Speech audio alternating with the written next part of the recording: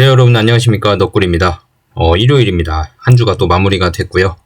여러분들 마무리 잘 하셨는지 모르겠습니다. 다음 주 월요일 또 시작이 되는데 이란과 미국과의 전쟁이 아직 잠잠해질 때가 안 된 것 같습니다. 장기전으로 이어지고 있고요. 트럼프는 지상전을 대비한다고도 하고, 아니면 전쟁이 좀 일찍 끝난다, 예상했던 것보다 목표 달성이 빨리 되고 있다, 이런 식으로도 얘기가 나오고 있기도 하고, 여러 가지 얘기가 좀 있습니다. 그래서 믿을 말은 없는 것 같아요. 여기서 저희가 어떻게 미래를 예상하고 시장에 대응을 한다는 건 말도 안 되는 얘기 같고요. 하루하루 트럼프의 말이 바뀌고 있기 때문에 그 트럼프의 마음을 저희가 어떻게 알겠습니까? 트럼프도 본인 마음을 잘 모르는 것 같아요. 어떨 때는 하회하고 싶다 그러고, 어떨 때는 그 전쟁이 빨리 끝난다 그러고, 어떨 때는 또 호르무즈 해협에 관련된 얘기도 하고, 어떤 때는 그 이란의 전력기기를 다 폭파해버리겠다고도 하고 하면서 갈팡질팡하고 있는데, 이런 국제 정세를 예측하고 투자를 한다는 건 말이 안 되는 것 같습니다. 그래서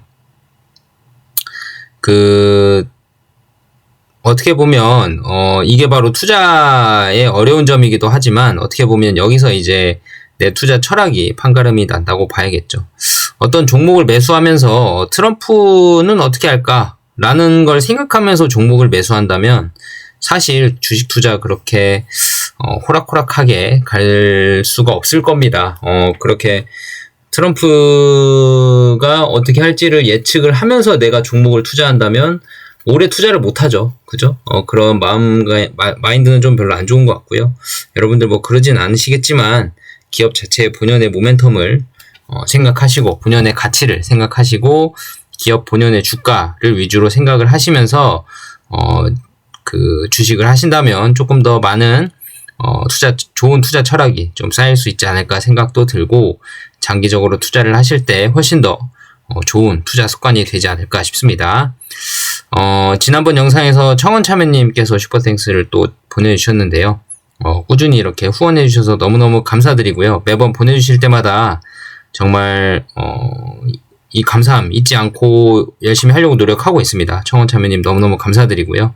가끔 질문도 주시기도 하시고 하시는데, 이렇게 매번 꾸준히 이렇게 보내주시기가 쉽지가 않은데 항상 이렇게 도와주셔서 너무너무 힘이 되고 너무너무 든든합니다. 감사드리고요. 진명님, 테드 의무 공시는 한올이 무시해도 가능한가요? 정부는 어떤 페널티를 한올에게 부과하나요? 라고 되어 있으신데, 테드 의무 공시가 한올이 통보를 받아야 이제 의무 공시를 하는데, 한올이 통보받은 게 없어요. 그래서 정부에서도 한국거래소든 그런 데에서도 페널티를 줄 수가 없죠. 한올이 지금 받은 게 없는데, 받은 게 없어서 공시를 못 하는데, 그것 가지고 너네 왜 임상 결과 나왔는데 빨리 공시 안 해? 라고 하기에는 명분이 안 살기 때문에, 그런 논리적으로 안 맞기 때문에 페널티 부과를 당할 수가 없습니다. 한올은 받자마자 아마 공시를 할 거고요. 그거는 걱정 안 하셔도 될 것 같습니다.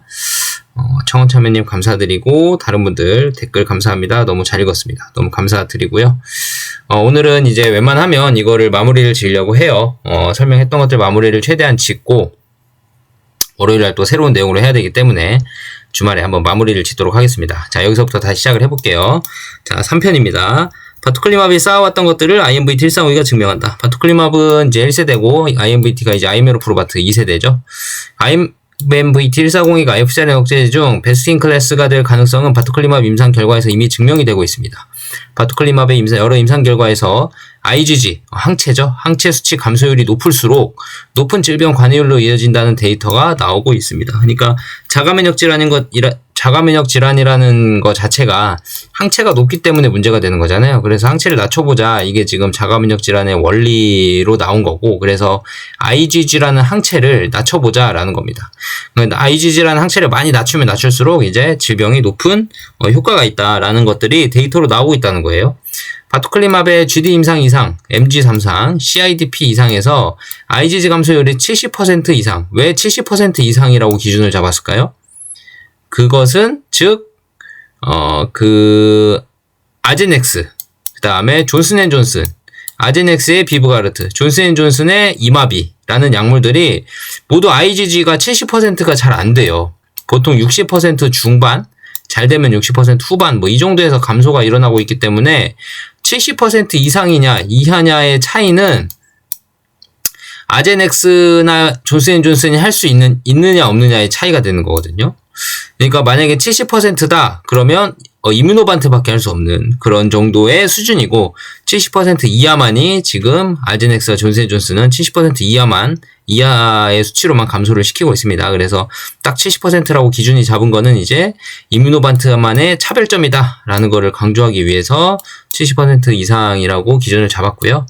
70% 이상인 환자군에서 그렇지 않은 환자군 대비 질병 관해 비율이 유의미하게 높은 것으로 나타났다라고 되어 있습니다. 여기 보시면 여러 질환에서 IgG 감소율과 질병 관해율의 상관성이라고 나와 있죠. 여기 그레이브스병에서는 어떻게 돼요? 여기 IgG 70% 이하냐, 70% 이상이냐, 항체가 70% 이하로 감소했냐, 70% 이상으로 감소했냐에 따라서 이 반응률 자체가 워낙 다르죠. MG에서도 마찬가지입니다. 70% 이하냐, 70% 이상이냐에 따라서 MSE, 최소 증상 발현이라는 건데, 최소 증상 발현이 이제 정상인과 비슷한 수준의 활동을 할 수 있는 환자들을 얘기해요. 그래서 31%, 53%라는 수치로 많이 차이가 나고요. CIDP에서도 마찬가지로 70% 이하냐, 70% 이상이냐에 따라서 반응률이 거의 2배 가까이 차이가 났습니다. IgG 감소율을 비교해보면 존슨앤존슨의 이마비라는 약물은 61%, 64% IgG가 감소를 하고요. 아제넥스 같은 경우도 60%에서 72%까지 있는데 60% 중후반이라고 보시면 되고 이뮤노반트만이 70% 중반에서 80% 가까이까지 감소가 됩니다. 그래서 70% 이상이라는 거에 의미가 있죠. 그쵸?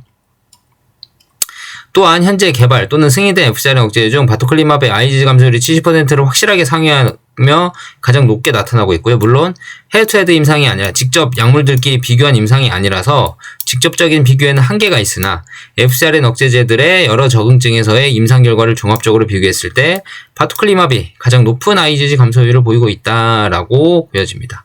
IMVT140이 매출 전망인데요. 2032년엔 100만, 1000만, 억, 10억, 56억 달러.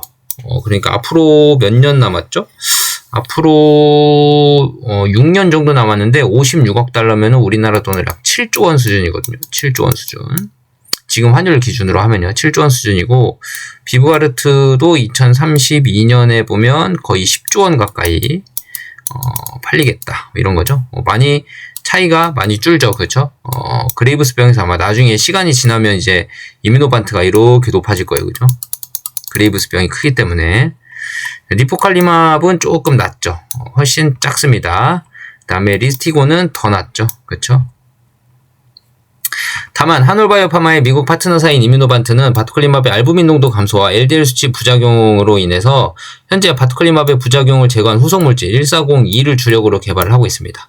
1402의 임상 1상에서 바토클리맙과 유사한 IgG 감소율과 알부민 감소 및 LDL 상승 부작용을 제거한 결과를 입증을 해서 부작용이 거의 없다시피 나왔고요. 그러니까 부작용이라는 것은 이 알부민 감소나 LDL 상승 이걸 부작용을 얘기한 거예요. 다른 미세한 부작용들이 있을 수 있죠.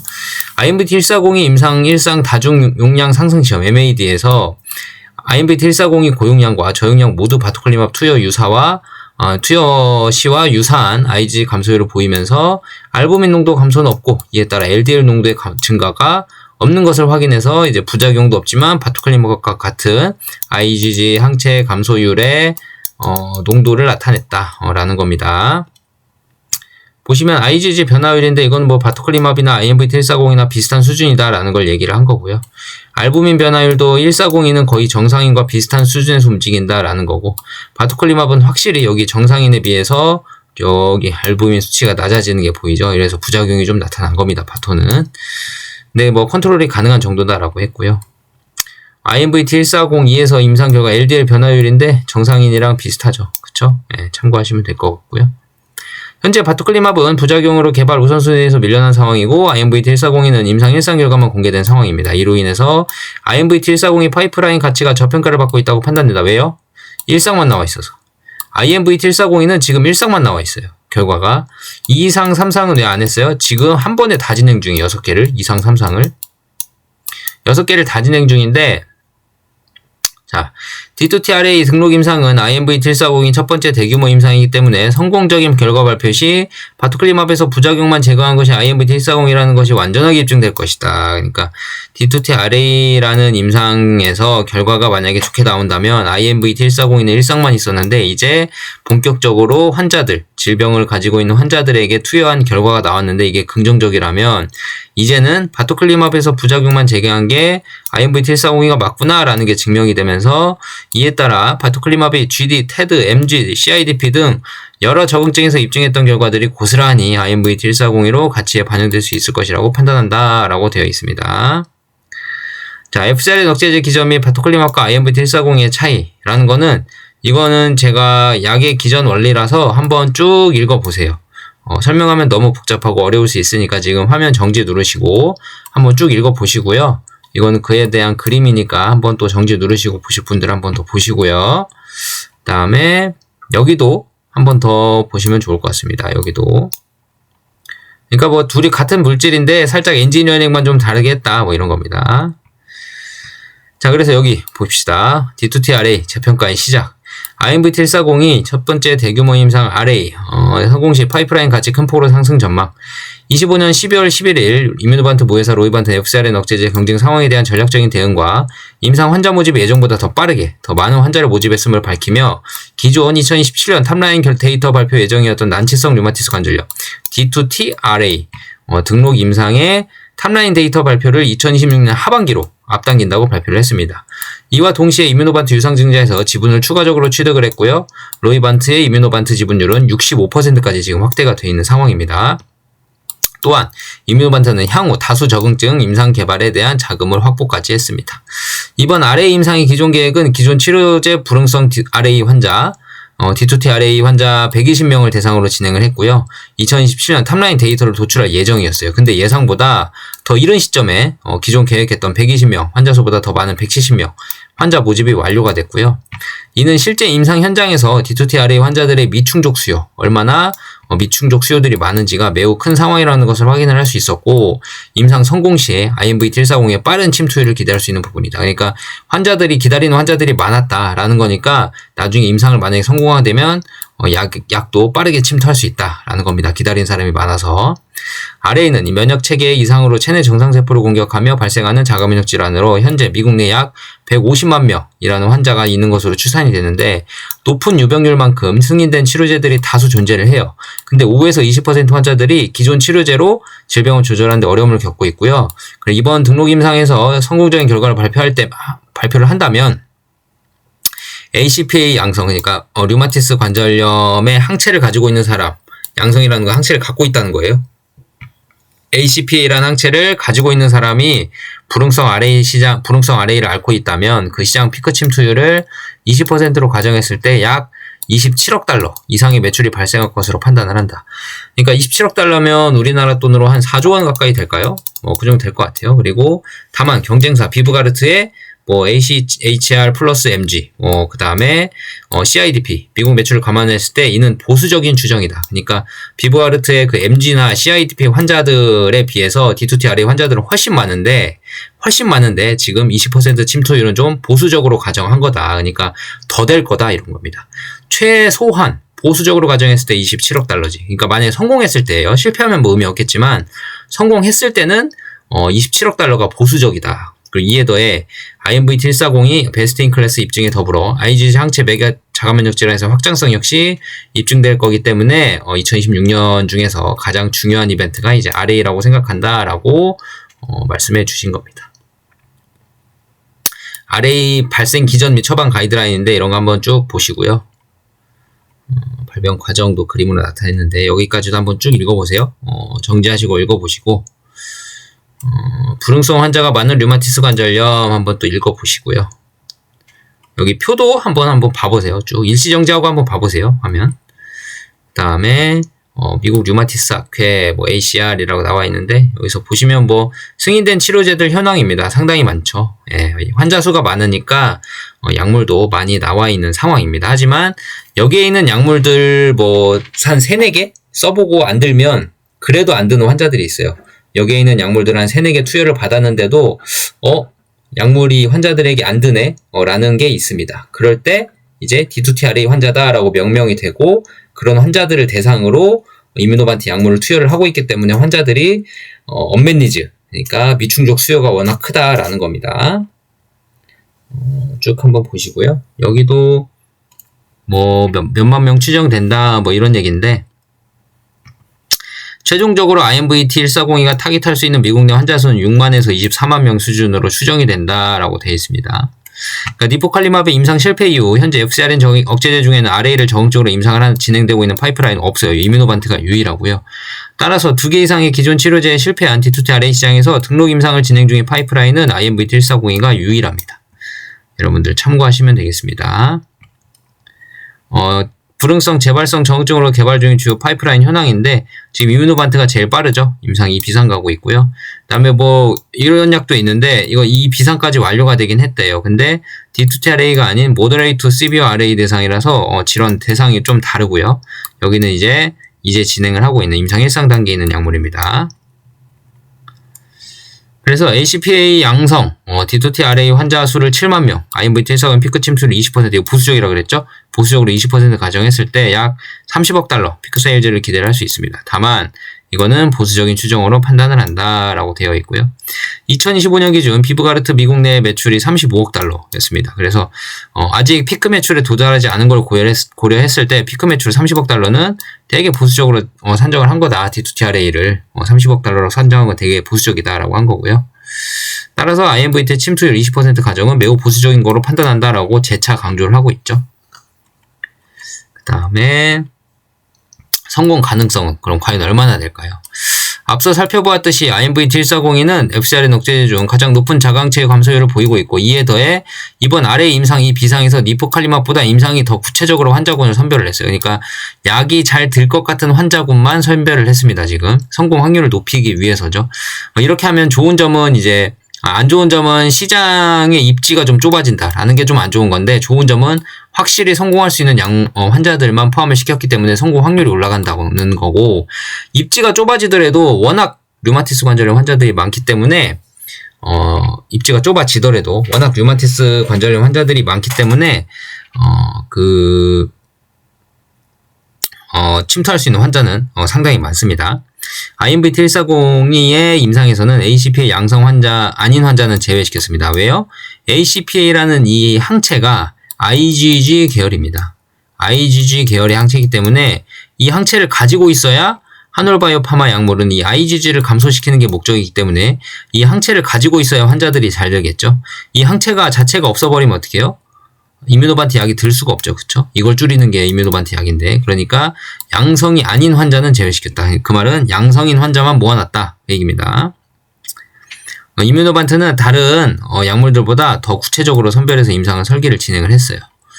그러니까 약이 더 잘 드는 환자들 위주로 했다라는 거고, 여기는 이제 니포칼리맙과 비교를 하는 건데, 여기서 이제 ACPA 항체가 양성인 환자들한테 더 반응률이 좋았다, 뭐 이런 얘기입니다. 그러니까 가능성이 높다 이런 얘기고요. 이는 이뮤노반트의 ACPA 양성 환자만을 선별하는 임상 설계와 현재 개발 중이거나 출시된 FcRn 억제제들 중 IMVT1402의 자강체 감소율이 가장 높게 나타나고 있는 점을 고려했을 때 긍정적인 임상 결과를 기대할 수 있는 근거로 판단한다. ACPA 항체 수준을 더 많이 감소시킬수록, 그러니까 ACPA 항체가 엄청 높은 사람일수록 반응률은 더 좋게 나타날 거고, 그러면 좋은 결과가 나올 것 같다 라는 겁니다. 쭉 보시고, 이거는 니포칼리맙과 아직도 비교를 하는 건데요. 한 번 더 보시면 될 것 같습니다.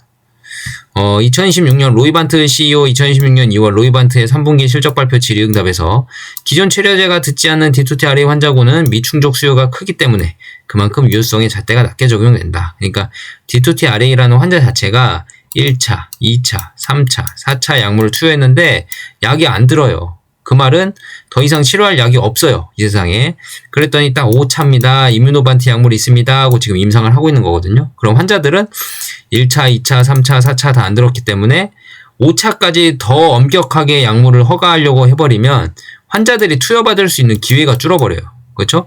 효과가 어느 정도 있으면 투여 받을만 하면 FDA가 오케이 승인해주면 환자들이 기회를 한 번 더 갖는 건데, 만약에 이것마저도 잣대를 높게 들이대가지고 기준의 잣대를 높게 들이대서 이거는 완벽히 효과가 없으니까 넌 안 돼 라고 해버리면 환자들 입장에서는 우리 이 약이라도 투여를 받게 해주세요, 이 약도 효능이 조금은 있어요, 우리 이거라도 해야 돼요 라는 게 있는데, 그게 바로 언맷 니즈죠. 언맷 니즈가 있는데 FDA가 이렇게 높게 기준을 잡아버리면 환자들한테 선택의 권한을 박탈당한다, 효과가 있음에도 불구하고. 그래서 기존 치료제가 듣지 않는 D2T-RA 환자군은 미충족 수요가 크기 때문에 그만큼 FDA가 승인을 하는 유효성 잣대, 기준 자체가 조금 낮게 작용된다라고 발표를 한 적이 있습니다. 임상 리스크를 최소화하는 임상 설계를 진행을 했고요. 그러니까 먼저 16주간의 고용량 투약에서 반응을 보이는 환자들을 1차적으로 추려되고, 그 다음에 피리어드 2 기간으로 진입을 해서 ACPA 감소가 증상 개선으로 이어지는 효과가 확실히 나타나는 환자들에 대해서만 평가하겠다는 의도로 판단이 된다. 그러니까 약효가 확실히 드는 환자들한테 임상을 진행을 해서 임상 실패, 임상의 리스크를 최소화하는 임상으로 진행을 하고 있고요. 여기서도 한번 쭉 보시면 될 것 같습니다. 여기서 보실까요? 다만 CTG에서 확인할 수 있는 이번 임상의 Actual Study Start Date가, 그러니까 Clinical Trials예요. 여기는 2015년 1월 10일이며 작년 12월 기존 계획보다 더 많은 환자 모집 완료 소식과 탑라인 발표 시점이 기존 2027년에서 2026년 하반기로 앞당겨졌다는 긍정적인 부분으로 판단이 된다.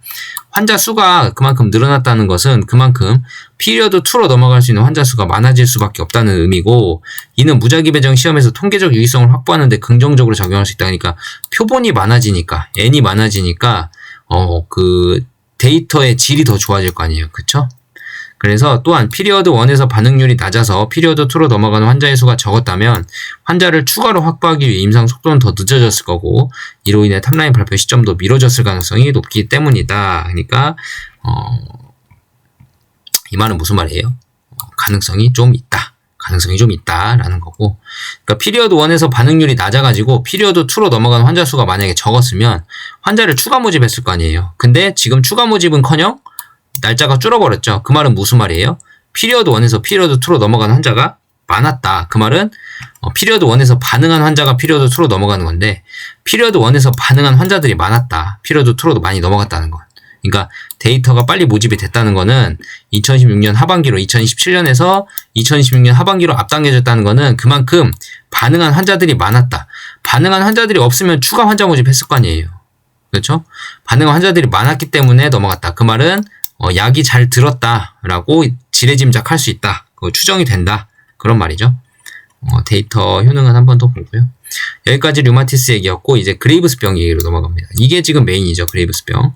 류마티스 임상의 의미는 IMVT1402에 아까 말씀드린 대로 처음으로 환자를 투약했을 때의 결과, 일상은 건강한 환자들을 위주로 투약을 하잖아요. 그래서 약이 효과가 있냐 없냐보단 약이 안정적이냐라는 걸 먼저 탐색하는 게 일상이고, 임상 2상부터 본격적으로 환자들에게 투여를 하기 시작하는데, 아직 1402는 그 이상에 대한 결과, 환자에게 투여된 이후의 결과가 나온 게 없어요. 근데 이번 RA를 통해서 이상의 환자들에게 처음 투여한 결과가 나오기 때문에 의미가 상당히 크다라는 게 의미고, GD는 진짜 실질적으로 효과가 있는 약물 중에 환자군이 커서 대상 환자군이 너무 많아서 시장성이 확실히 높을 것 같은 약이 GD입니다. 한번 읽어보시고, 여기 보시면 GD 임상을 성공한다면 IMVT1402는 GD 적응증에서만 100억 달러에 가까운 매출을 기대할 수 있을 것으로 판단한다. 100억 달러. 이것도 좀 보수적으로 잡은 것 같은데 우리나라 돈으로 지금 14조 원가량 합니다. 그러면 로열티만 한 1조 한 6천억에서 7천억 정도 받을 수 있어요. 로열티만. 여기서 뭐 처방 가이드라인을 한번 읽어보시고요. 그레이브스병 증상, 안구돌출 이런 게 있습니다. 갑상선 비대증 이런 게 있고요. 한번 보시면 치료 가이드라인을 보시면 보통은 그래요. ATD라는 항갑상선 약물이 1차 치료제입니다. 1차 치료제 항갑상선 약물 알약이거든요. 알약을 먹고 1차 치료제를 해보고 만약에 이게 괜찮아지면 알약으로 먹으면 되는데, 이게 괜찮아졌다가 재발을 할 수가 있어요. 그럼 2차를 알약을 또 먹습니다. 용량을 증량을 해서 먹어요. 용량을 증량해서 먹어서 잘 들으면 좋은데, 보통 1차 때 괜찮아지는 게 2년 정도다. 그럼 2차 때는 증량을 해도 1년이나 6개월로 이렇게 반응하는 날짜가 줄어버려요. 그러면 또 재발을 하면 3차 치료로 알약을 또 먹겠죠. 약을 늘립니다. 근데 이게 자꾸 약을 늘리면 뭐가 돼요? 부작용이 자꾸 심해져요. 그래서 약을 무한히 늘릴 수가 없어요. 그러면 사람들이 어떻게 하냐? 뭐 수술적 요법이나 방사선 요법을 하는데 그거는 이제 워낙 안 좋아요. 뭐 수술로 갑상선을 아예 떼버리면 이제 항상 평생 갑상선 저하증에 걸린 사람처럼 돼버려서 갑상선 호르몬을 평생 약을 먹어야 되고요. 수술적 요법은 그렇고 방사선 요법도 부작용이 많습니다. 그래서 알약 1차 치료제로 거의 91%가 여기 나오죠. 91%가 1차 치료제로 알약을 쓰고 있고요. 그래서 알약에 대한 부작용이 심하고 그리고 잘 드는 환자면 다행인데 잘 안 드는 환자가 많다는 게 문제죠. 그래서 다른 기존 치료제들과 비교했을 때도 가장 빠른 경쟁 파이프라인이 임상 이상 오픈라벨을 진행하고 있는 사노피에 고려했을 때 현재 등록 임상을 진행하고 있는 IMVT-1402가 가장 빠르게 상업화될 수 있을 거라고 본다라는 겁니다.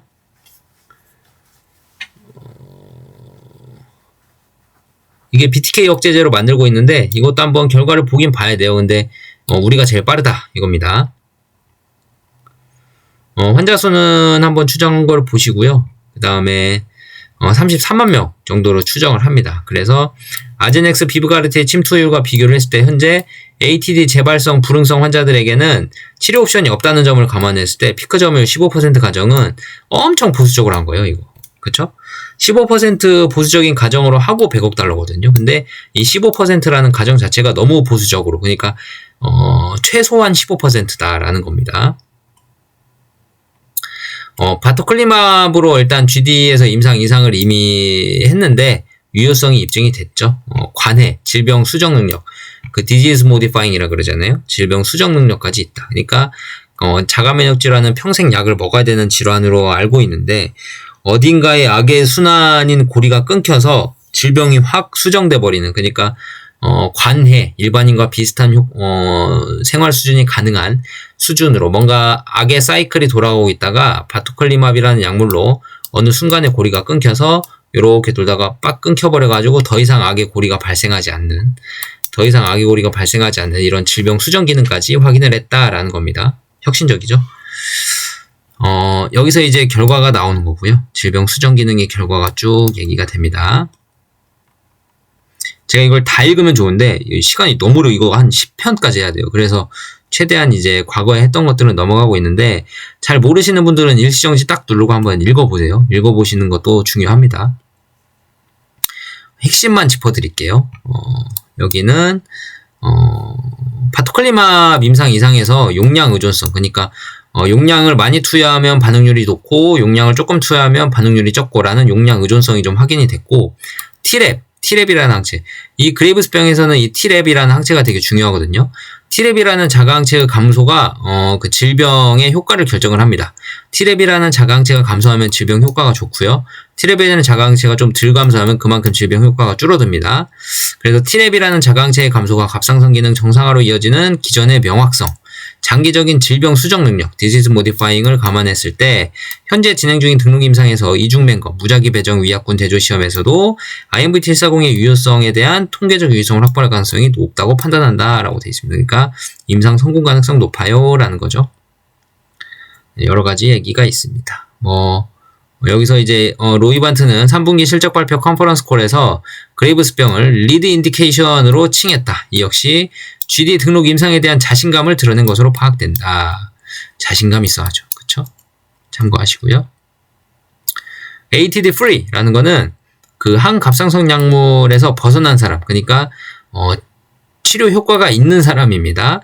ATD free 장기 관해 환자의 비율이 약 50%를 상회하는 결과를 발표한다면 ATD를 대체해 1차 치료제 시장까지 확장할 수 있을 것으로 판단된다. 그러니까 이제는 치료의 그 기준 자체가 1차로 이제 알약을 썼는데 만약에 이 이뮤노반트의 약물이 ATD free 그러니까 항갑상선 약물에서 벗어난 환자, 이제 약을 안 먹어도 됩니다라는 환자라고 관해라는 효과를 느끼는 환자가 이뮤노반트 약을 투여한 환자 중에 50%를 상회한다면 이제 1차 치료제 때 ATD 약물, 항갑상선 약물, 알약을 안 먹고 1차 치료제부터 아이메로프로바트를 투여할 수 있다라는 겁니다.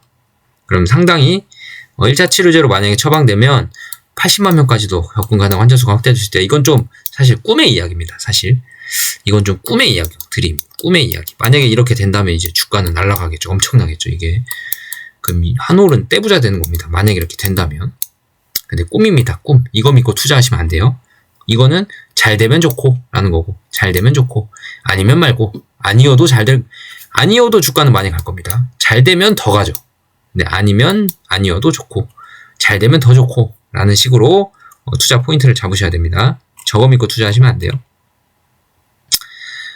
아젠엑스 비브가르트로 미뤄보는 IMVT140이 RHGD 침투율 가정이라고 돼 있는데, 보시면은, 뭐 이것저것 보시면,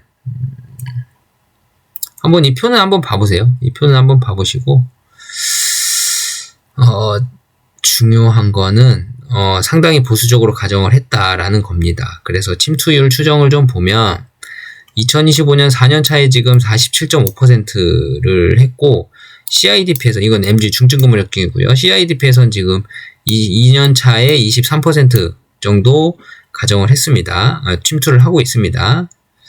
그래서 여기 보시면 마지막에 D2T-RA와 GD의 경우 환자들의 미충족 수요가 희귀질환의 MG와 CIDP보다는 크다고 볼 수 없으나, 왜냐하면 이런 약물들이 있기 때문에 현재 치료 옵션이 없다는 점과, 얘네들 다 D2T-RA 지금 1, 2, 3차, 4차까지 치료해보고 안 되는 환자들이죠. 더 이상 치료 옵션 없는 환자들이고, GD 같은 경우도 항갑상선 약물을 먹었지만 부작용이나 아니면 재발 아니면 난치 이런 것 때문에 더 이상의 선택의 권한이 없는 환자잖아요. GD도.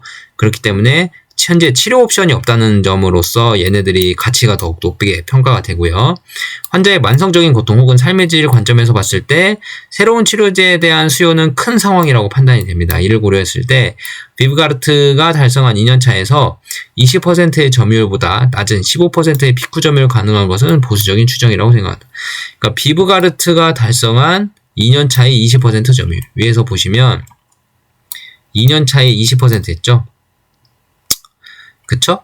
그랬더니 여기 보시면 얘네들은 이제 미충족 수요가 너무 큰데 그것도 못 미치게 15%로 잡은 건 되게 소심하게 잡았다. 내가 보수적으로 잡은 거니까 훨씬 더 클 거다라는 겁니다.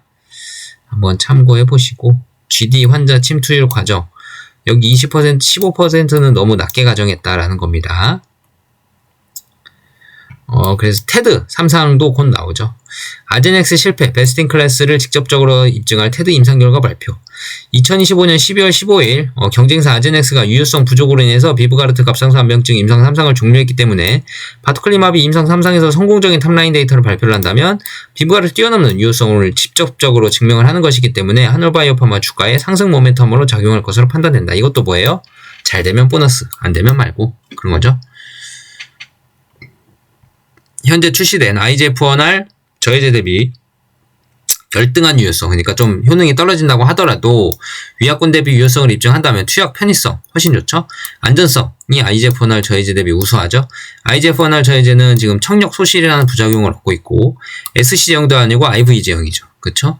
그러니까 투약 편의성과 안전성 면에서 IMVT가 140이가 우수하기 때문에 GD 시장에 출시됐을 때 GD와 동시에 초기 및 경증 TED 환자 치료 옵션을 포지셔닝할 수 있을 것으로 판단까지 되고 있습니다. 쭉 보시면 여기서도 한번 보시고요. 효능은 있었다라는 얘기입니다. 제가 빨리 넘어가는 부분은 일시정지해서 한 번씩 보세요. 그래서 여기는 여기 보시면 바토클리마비 옛날에 부작용이 발견이 되면서 모집 환자 96명 중에서 31명이 임상에 진입을 하지 못했어요. 그리고 65명 환자 가운데 코로나 감염 때문에 또 환자 이탈이 또 이어졌고요. 그때 당시 코로나 시절이어서. 그래서 12주차까지 투약을 완료한 환자는 45명에 불과했어요. 96명 중에서.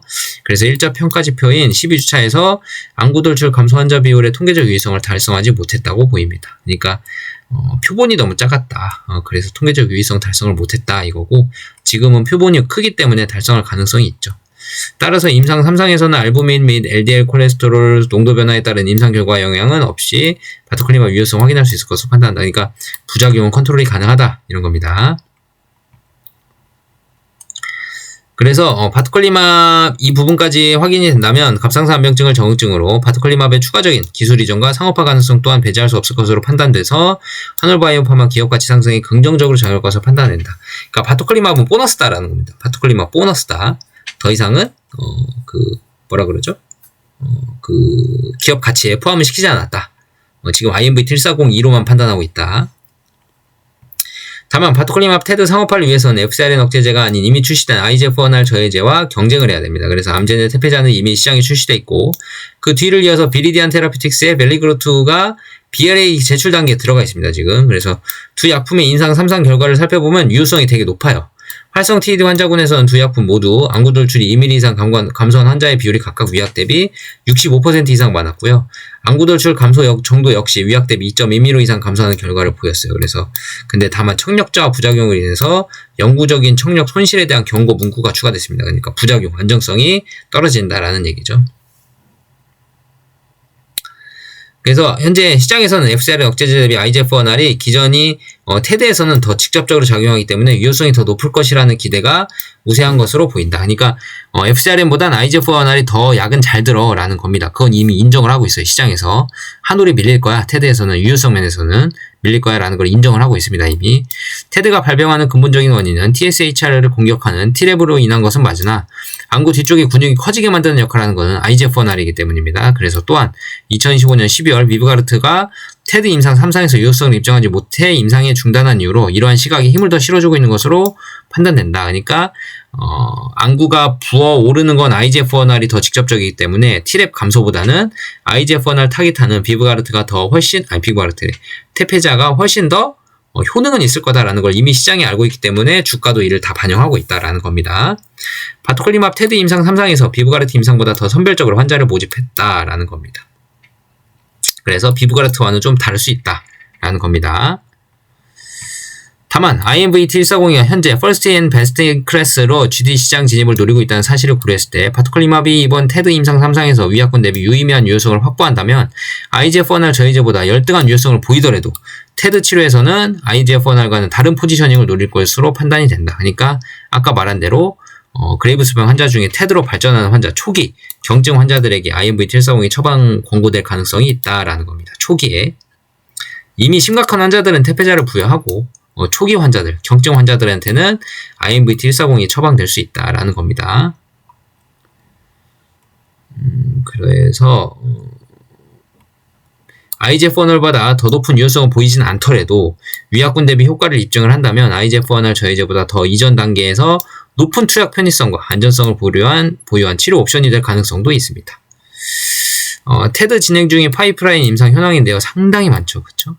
비브가르트는 여기서 실패를 했습니다. 실패를 했고 나머지들은 지금 열심히 하고 있는데 어떻게 될지 모르겠어요. 여기 IGF-1R, 암젠과 비리디안 여기 둘이서 하고 있죠. 열심히 하고 있습니다. 그 다음에 SC 제형이 이것도 로슈 것도 있고 이것도 IGF-1R이죠. 얘도 좀 어차피 똑같은 기전이니까 부작용은 있을 거고요.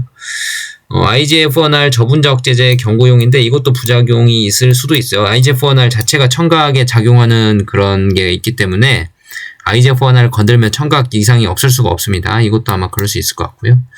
나머지는 한번 지켜봐야 될 얘기들입니다. 로슈에서도 만들고 있는데 SC 제형을 사트랄리주맙이라는 건데 얘도 한번 임상을 봐야 되겠고요. IL6R이 얼마나 가능성이 있을지 한번 봐야 되겠습니다. CD421, 룬드베 이건 에이프릴바이오 이건 잘 아시죠? 네. 또 하나의 퍼스트 인 클래스 정육점확보 CLE입니다. 이거는 다음 시간에 해야겠네요. 시간이 너무 늦어서 CLE는 다음 시간에 하고 다음에 마무리할게요. 월요일에. 생각보다 양이 많네요.